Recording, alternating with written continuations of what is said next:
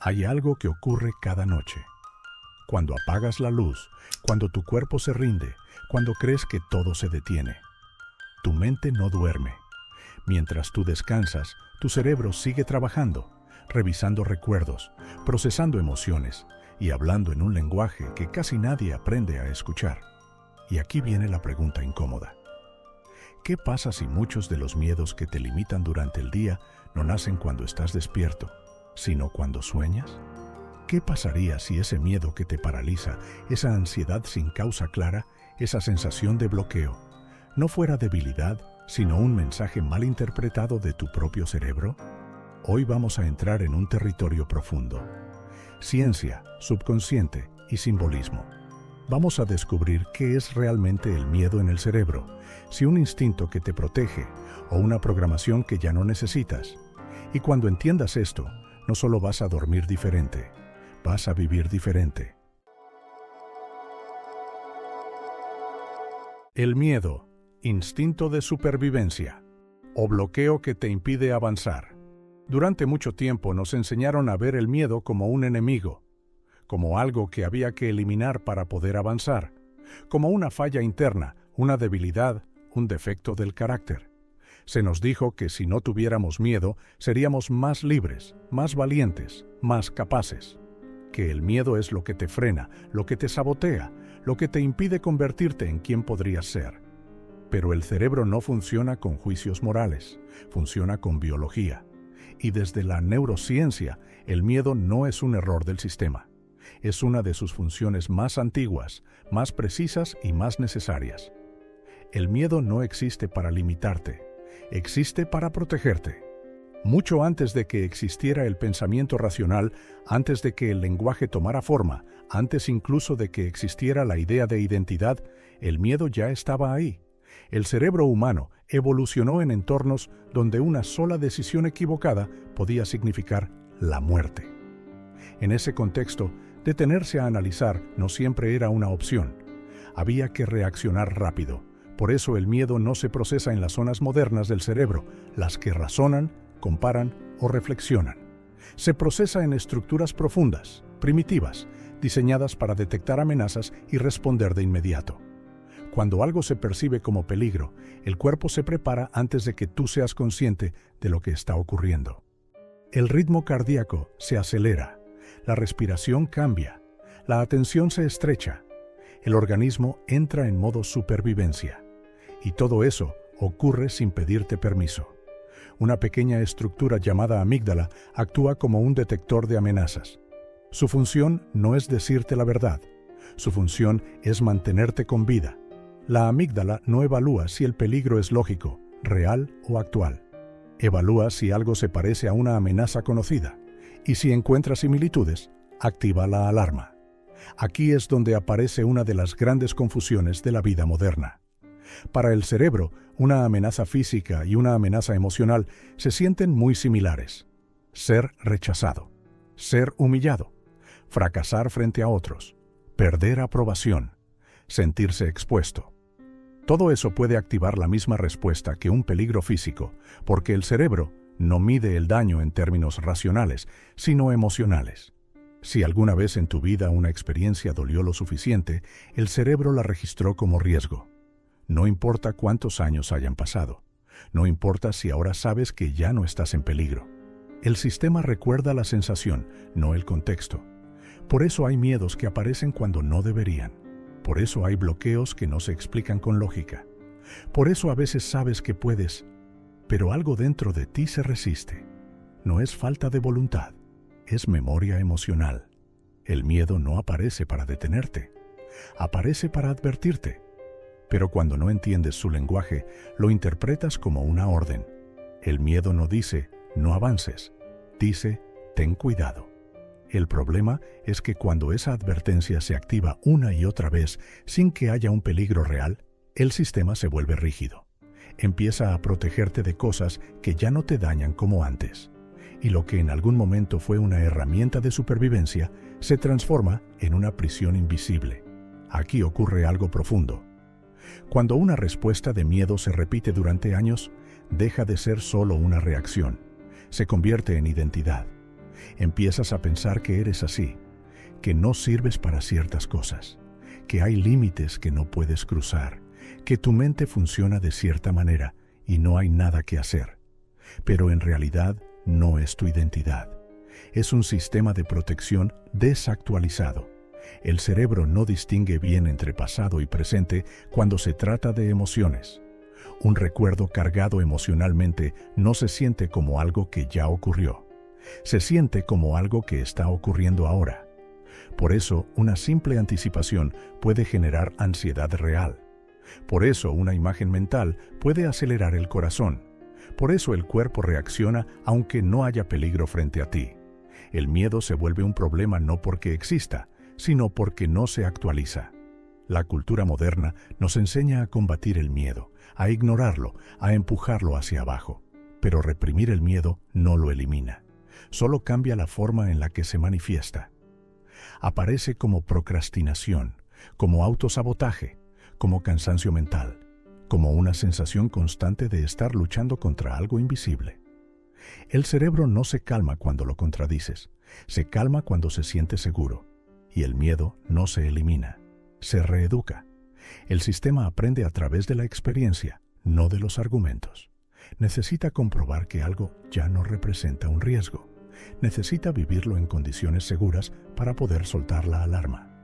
Y aquí es donde entran procesos profundos del cerebro que no controlas de forma consciente.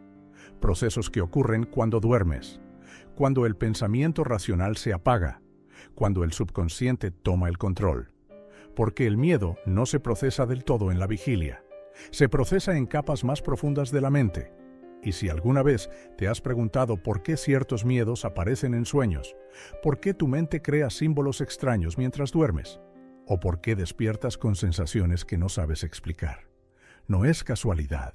Es tu cerebro intentando integrar, reorganizar y actualizar aquello que en algún momento necesitó para sobrevivir.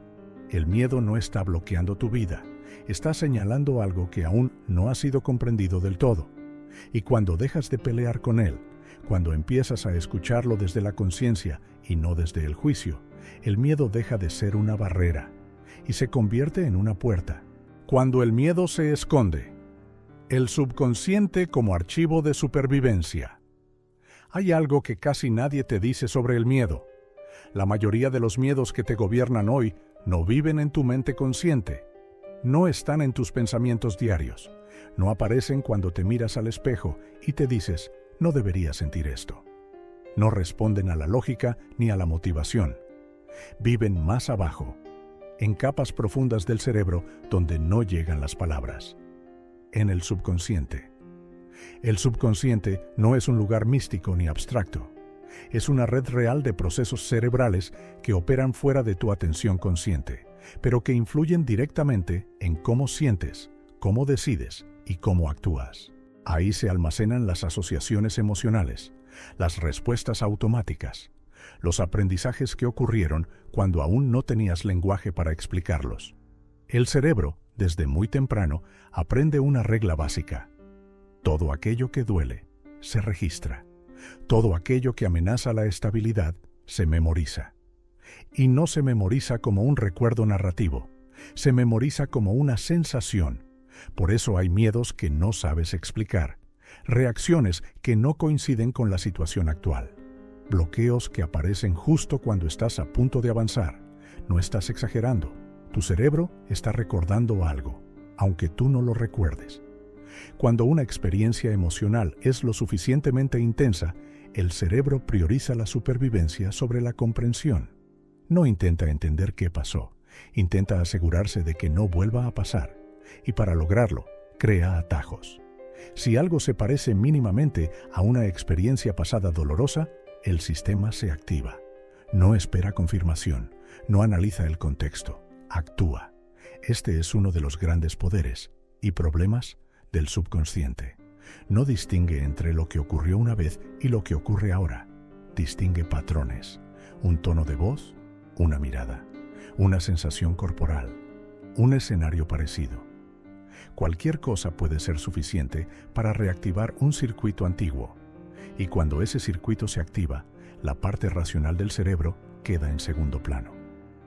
La corteza prefrontal, encargada de planear, reflexionar y decidir con calma, pierde protagonismo. El control pasa a zonas más antiguas, más rápidas y más emocionales. Esto explica algo que muchas personas viven en silencio. Saben exactamente qué deberían hacer, pero no pueden hacerlo. No porque no quieran, sino porque otra parte del cerebro ya tomó el control. El miedo, cuando vive en el subconsciente, no se presenta como una emoción clara. Se disfraza. Se siente como falta de energía, como confusión, como postergación constante, como una resistencia invisible que aparece justo cuando todo estaba alineado.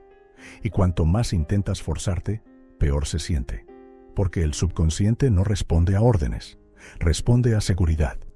Aquí ocurre algo clave.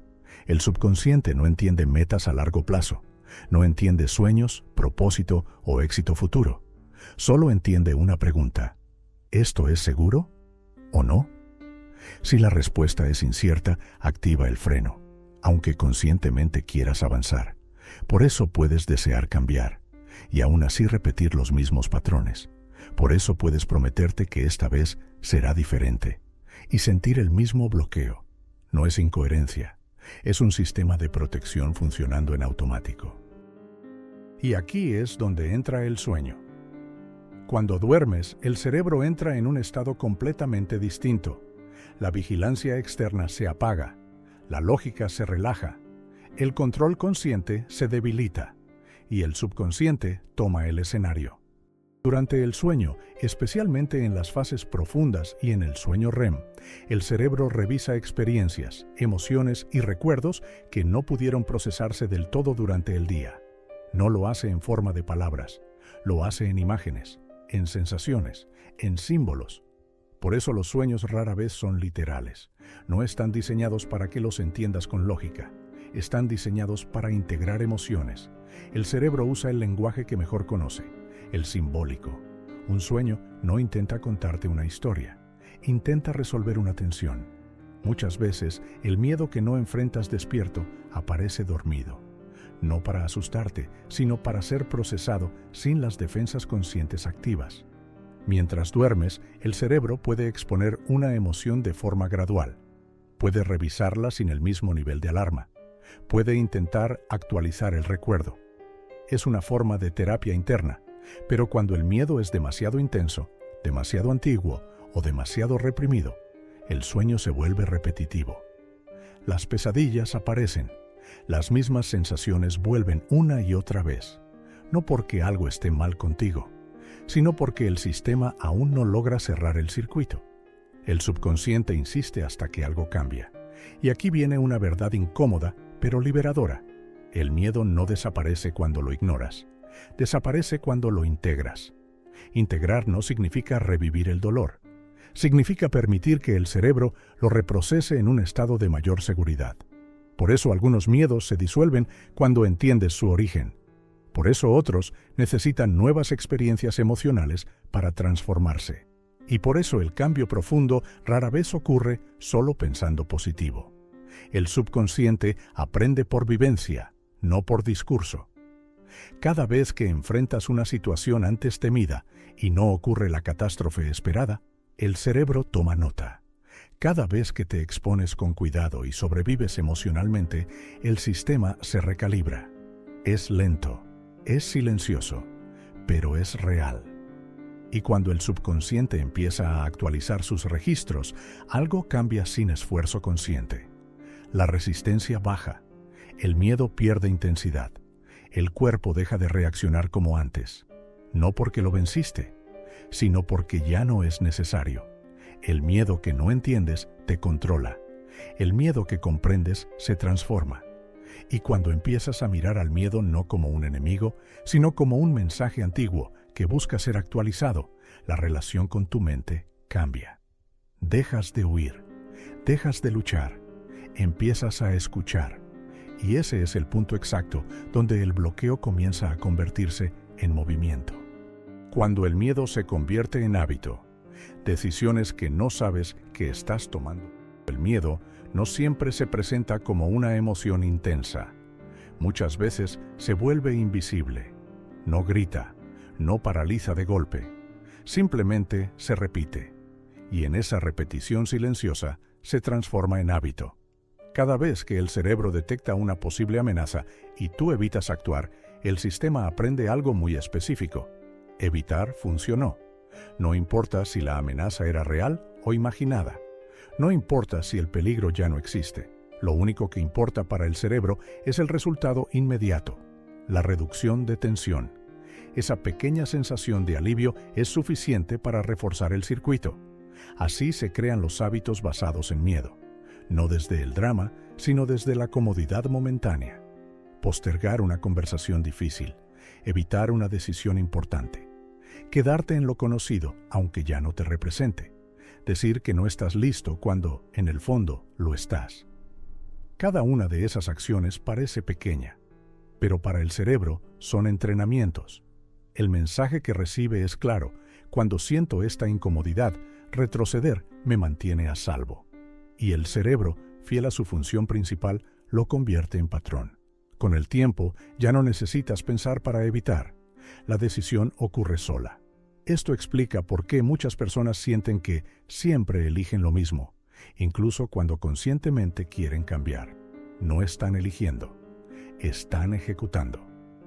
Un hábito no es más que una decisión automatizada que ya no pasa por la conciencia. Y cuando el miedo es la base de ese hábito, la automatización es aún más fuerte. El cerebro odia la incertidumbre. Prefiere un resultado conocido, aunque sea incómodo, a uno desconocido que podría implicar riesgo. Por eso el miedo no solo moldea acciones, moldea identidades. Empiezas a decirte que eres así, que no eres bueno para ciertas cosas, que prefieres no exponerte, que no te gusta el conflicto, que así es tu personalidad. Pero muchas veces no es personalidad, es protección aprendida. Decisiones que parecen racionales están profundamente condicionadas por experiencias emocionales pasadas. Elegir trabajos que no desafían, mantener relaciones que no nutren, no intentar algo nuevo por ahora, no mostrarte del todo. El miedo se vuelve estratégico. No se siente como miedo, se siente como prudencia, lógica o realismo. Y aquí está la trampa. Cuando una decisión nace del miedo, el cerebro no la registra como una elección consciente. La registra como una confirmación de que el mundo sigue siendo peligroso. Cada renuncia refuerza la idea de amenaza. Cada evitación fortalece el circuito. Y con el tiempo, el miedo ya no necesita estímulos grandes. Se activa con anticipación.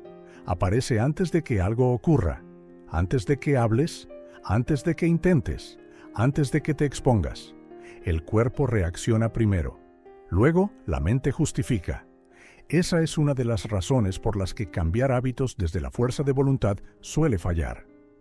No estás luchando contra una acción. Estás yendo contra un sistema de supervivencia que cree que te está protegiendo. Por eso el cambio se siente tan incómodo al inicio.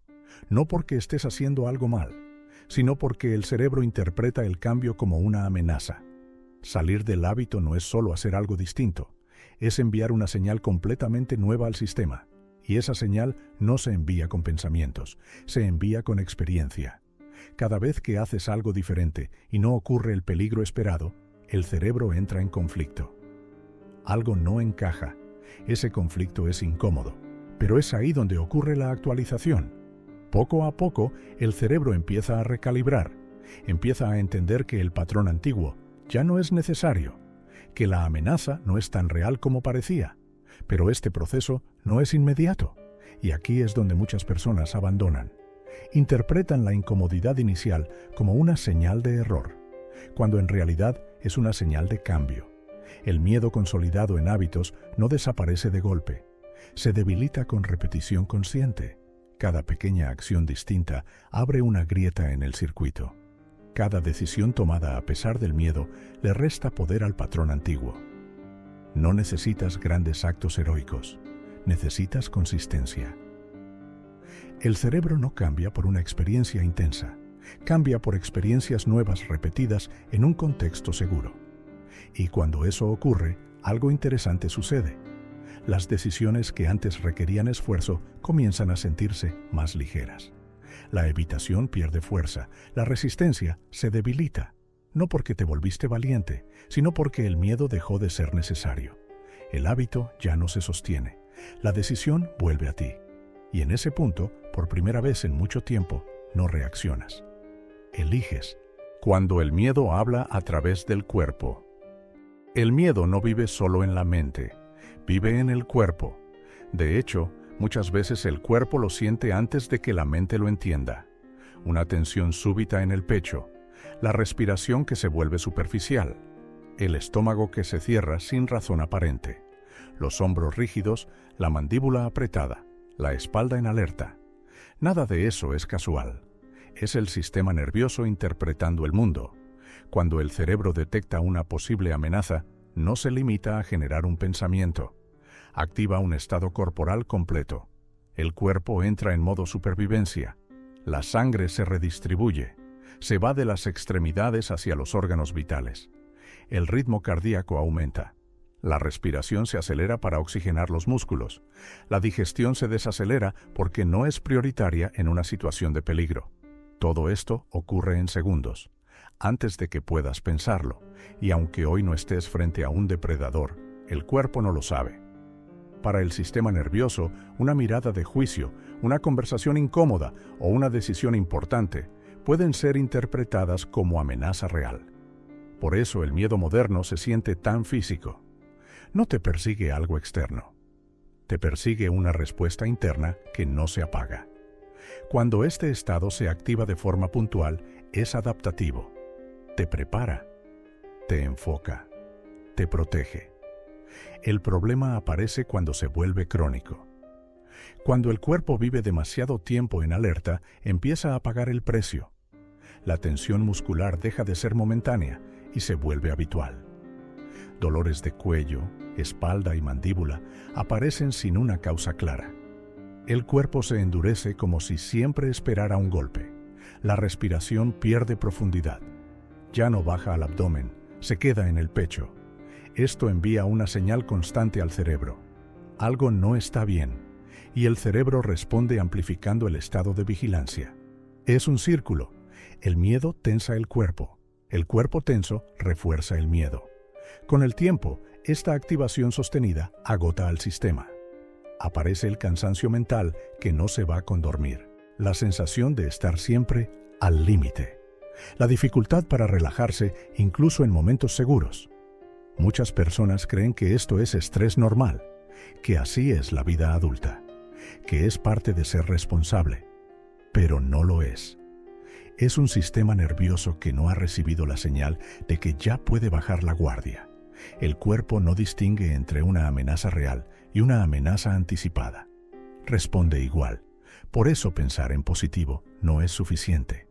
El cuerpo no entiende palabras, entiende estados. Si el cuerpo está contraído, la mente buscará razones para justificar esa contracción. Aquí ocurre algo clave. El miedo no solo se siente como tensión, también se manifiesta como bloqueo, sensación de pesadez, falta de energía, dificultad para iniciar acciones. No es pereza, es inmovilización. Cuando el cerebro percibe que luchar o huir no es posible, activa otra respuesta: quedarse quieto. Es un reflejo antiguo, una forma de protección. En la vida moderna, esta respuesta se traduce en procrastinación, desconexión emocional y sensación de estar atrapado. El cuerpo se apaga parcialmente para no sentir demasiado. Y cuanto más tiempo permanece ahí, más difícil parece salir. El miedo también afecta la percepción del entorno. Con el cuerpo en alerta, el mundo se siente más amenazante. Las situaciones neutras se interpretan como riesgosas. Las críticas se sienten más fuertes. Los errores parecen catastróficos. No porque el mundo haya cambiado, sino porque el cuerpo está filtrando la realidad desde la supervivencia. Esto explica por qué, cuando estás relajado, los problemas parecen manejables. Y cuando estás tenso, todo parece cuesta arriba. El cuerpo es el lente, y hay algo aún más profundo. El cuerpo guarda memoria. Experiencias pasadas que no se procesaron completamente dejan huellas físicas, reacciones automáticas, contracciones que aparecen sin motivo consciente. Por eso a veces reaccionas con miedo sin saber por qué. El cuerpo recuerda antes que la mente. No está roto, está protegiendo. Entender esto cambia la relación con el miedo. Deja de ser un enemigo. Se convierte en un mensaje que dice: algo dentro de ti no se siente seguro todavía. Y mientras el cuerpo no reciba nuevas señales de seguridad, seguirá hablando de esta forma. El cambio real no empieza forzando pensamientos, empieza regulando el cuerpo. Cuando el cuerpo baja la guardia, la mente lo sigue. Y en ese punto, el miedo deja de dominar. No porque desapareció, sino porque ya no controla tu sistema. Cuando dejas de luchar contra el miedo y empiezas a transformarlo. Durante mucho tiempo nos enseñaron que el miedo es algo que hay que vencer, eliminar o ignorar. Que sentir miedo es una debilidad, que avanzar significa no tenerlo. Pero el cerebro no funciona así. El miedo no desaparece por confrontación directa. Desaparece cuando deja de ser necesario. Y para que deje de ser necesario, el sistema nervioso tiene que aprender algo nuevo, que el presente es más seguro de lo que cree. Aquí ocurre un cambio profundo de enfoque. No se trata de empujarte a hacer cosas con miedo. Se trata de enseñarle a tu cuerpo que ya no necesita protegerte de la misma forma. Porque mientras el cuerpo sienta peligro, la mente seguirá creando razones para frenar. La transformación del miedo no empieza en la mente racional, empieza en la regulación. Cuando respiras más lento, más profundo, el cuerpo recibe una señal clara. No hay emergencia. Cuando relajas la postura, cuando aflojas la mandíbula, cuando sueltas los hombros, el cerebro interpreta que la amenaza pasó. Y entonces algo increíble ocurre. La mente se calma sin esfuerzo. No porque pensaste distinto, sino porque el cuerpo cambió el estado. El miedo pierde volumen. En ese estado, el cerebro deja de operar desde la supervivencia y vuelve a acceder a áreas relacionadas con la creatividad, la toma de decisiones y la visión a largo plazo. Ahí es donde empiezas a responder en lugar de reaccionar. Otro punto clave es la exposición consciente, pero no desde la fuerza, sino desde la seguridad. Cuando te acercas poco a poco a aquello que te genera miedo, mientras mantienes el cuerpo regulado, el cerebro aprende algo nuevo. Esto no me destruye. Cada experiencia así reescribe el mapa interno. No de golpe, no mágicamente, pero de forma real. El miedo no se va, se vuelve manejable. Se convierte en información, no en control. También es fundamental cambiar la narrativa interna. No para convencerte de que todo está bien, sino para dejar de atacarte por sentir miedo. Cuando te juzgas por tener miedo, el sistema nervioso interpreta doble amenaza, la externa y la interna. Pero cuando te dices, aunque sea en silencio, esto que siento tiene sentido, el cuerpo baja la guardia. La autocompasión no es debilidad, es regulación. El cerebro humano necesita sentirse acompañado, incluso por sí mismo. Y hay algo más. El miedo se debilita cuando el cuerpo se mueve, no desde el estrés, sino desde el movimiento consciente. Caminar, estirarte, cambiar de postura, activar el cuerpo suavemente, le recuerda al sistema nervioso que tienes recursos, que no estás atrapado. El cuerpo entiende acción como capacidad, y la capacidad reduce el miedo. Con el tiempo, empiezas a notar cambios sutiles. Reacciones que antes eran automáticas, ahora tienen un espacio, un segundo de pausa, una sensación de elección. Ese espacio lo es todo. Ahí es donde nace la libertad. No la libertad de no sentir miedo, sino la libertad de no vivir gobernado por él. Porque el verdadero avance no ocurre cuando el miedo se va. Ocurre cuando deja de decidir por ti. Y cuando eso pasa, algo se reconfigura profundamente. Empiezas a tomar decisiones más alineadas con lo que quieres, no con lo que evitas. Empiezas a moverte, aunque sea despacio, hacia lo que antes parecía imposible. No porque ahora seas valiente, sino porque tu sistema aprendió que puede estar a salvo mientras avanzas. Y ese aprendizaje cambia todo. El miedo no era el enemigo, era el mensaje. Si llegaste hasta aquí, hay algo importante que ya entendiste. aunque quizá todavía no lo puedas poner en palabras. El miedo nunca fue una falla en ti, nunca fue debilidad, nunca fue falta de carácter. Fue una respuesta inteligente de tu cerebro tratando de protegerte con la información que tenía en ese momento. Pero ahora sabes algo más.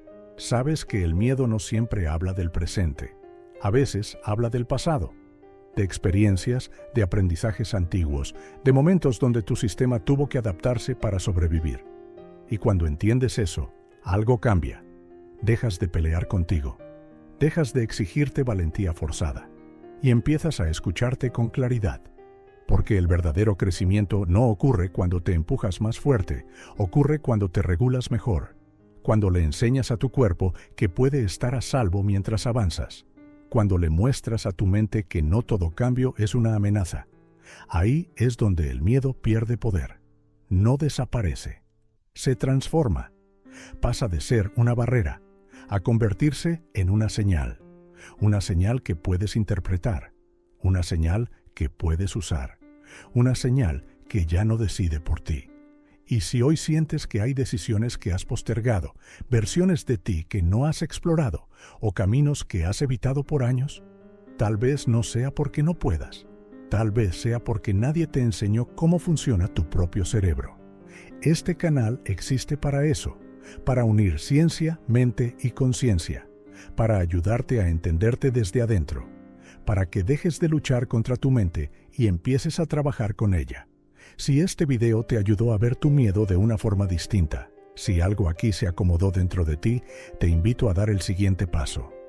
Suscríbete, no para consumir contenido, sino para iniciar un proceso. Aquí seguimos explorando lo que la mayoría nunca explica. Cómo funciona realmente la mente humana y cómo usar ese conocimiento para transformarte.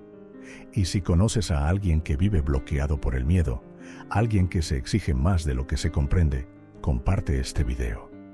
A veces, una sola idea en el momento correcto puede cambiar una vida entera. Gracias por quedarte. Gracias por escuchar. Gracias por atreverte a mirar hacia adentro. Nos vemos en el próximo video, donde seguiremos descifrando la mente y recuperando el poder que siempre estuvo ahí.